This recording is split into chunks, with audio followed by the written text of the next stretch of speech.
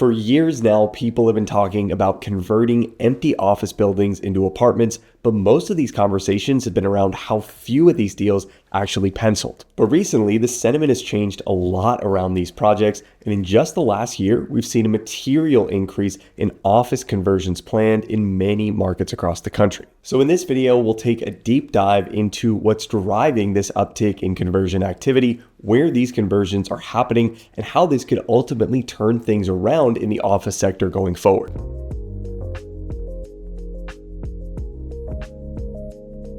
So earlier this year, rentcafe.com reported that at the start of 2026 in the US, there were more than 90,000 apartment units in the office to apartment conversion pipeline. And to put this into perspective, this number was up 28% from the 2025 office to apartment conversion pipeline, and this was up almost 400% from the pipeline we saw just 4 years ago in 2022. And according to this report, office conversions now account for 47% of all planned adaptive reuse projects across the US, with the next closest being hotel conversions making up only 18% of these projects overall. Now, part of the reason why there's been such a big uptick in conversion activity lately is that the support for these projects has really started to take off, with many cities across the US making the conversion process itself significantly less expensive and more profitable for developers. In New York, for example, the 467M tax program was introduced in 2024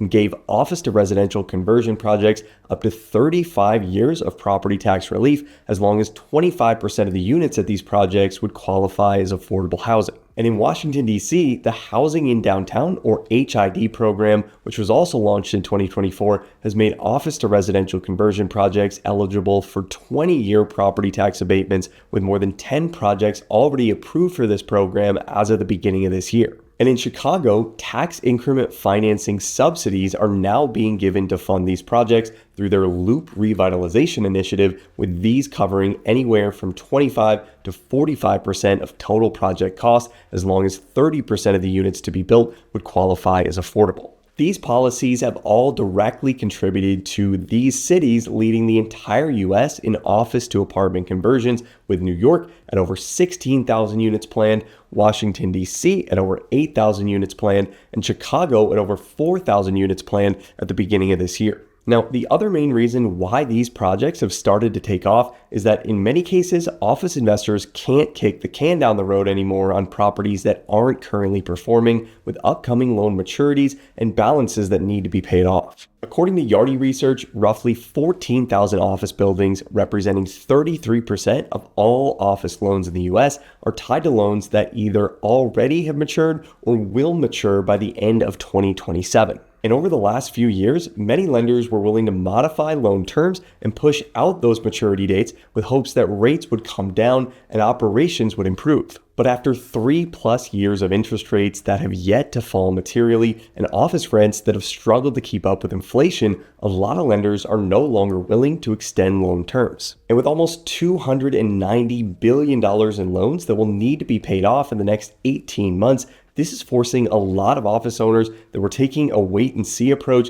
to consider selling their properties at a discount, or even in some cases, handing the keys back to the lender. According to Morningstar DBRS, more than half of the roughly $100 billion in securitized commercial mortgages coming due this year are unlikely to be paid off at maturity, which is down from a 75% payoff rate in 2025 and 2024 and an 80% payoff rate back in 2023. And according to TREP Research, in January of this year, over 12% of office CMBS loans were delinquent, which was the highest rate on record since TREP started tracking this figure more than 25 years ago. All of these factors are coming together right now to create a lot of buying opportunities for investors, often at a significant discount to replacement cost, which is helping even the biggest deals pencil, especially in major markets. Even political changes are contributing to these properties coming to the market, with the General Services Administration selling their 940,000 square foot office building at 301 7th Street Southwest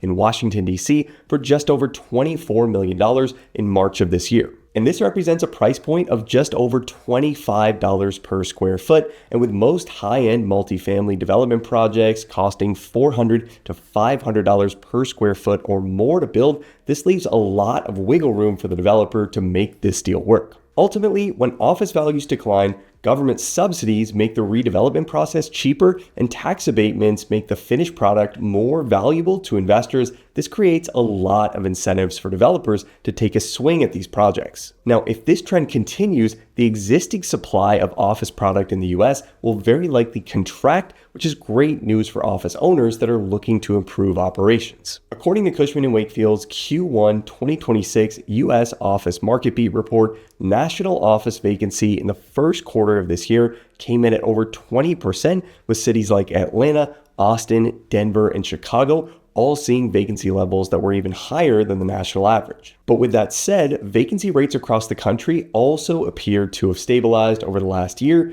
and in Q1, year-over-year vacancy rates actually declined in 46 of Cushman's 92 tracked markets, with 22 markets posting vacancy drops of over 100 basis points. New office completions also declined by 40% year-over-year in the first quarter, down to just 16.3 million square feet over the last 12 months, and the office construction pipeline now represents just 0.3% of existing US office inventory, down from 2.6% of existing inventory back in 2020. And with all of these conversions happening and very little new supply coming online, the US office stock as a whole has actually contracted since the start of 2025, losing almost 1% of the national office inventory during this time. And these types of inventory losses are most impactful in smaller markets where inventory is relatively low in the first place, and with cities like Cincinnati, Jacksonville, Kansas City, and St. Louis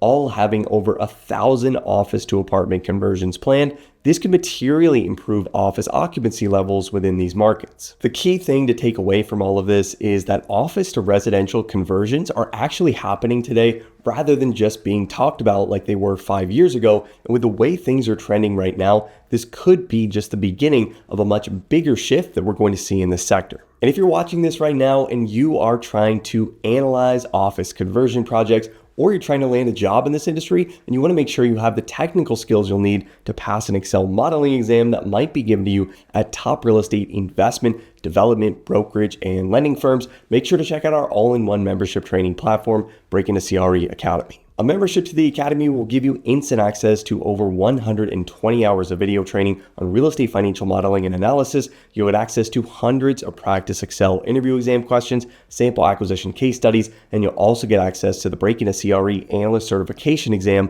which covers topics like real estate acquisition and development modeling, commercial real estate lease modeling, equity waterfall modeling, and many other real estate financial analysis concepts that will help you prove to employers that you have what it takes to tackle the responsibilities of an analyst or associate at a top real estate firm. And if you like this video and want to see more content on the channel on trends in the real estate industry, make sure to hit the like button and let me know. And let me know in the comments what your take is on office conversions and whether you think this trend will continue. As always, thanks so much for watching, guys. I hope you found this helpful. Subscribe to the channel if you haven't already to see more videos like this every single week, and I'll see you in the next video.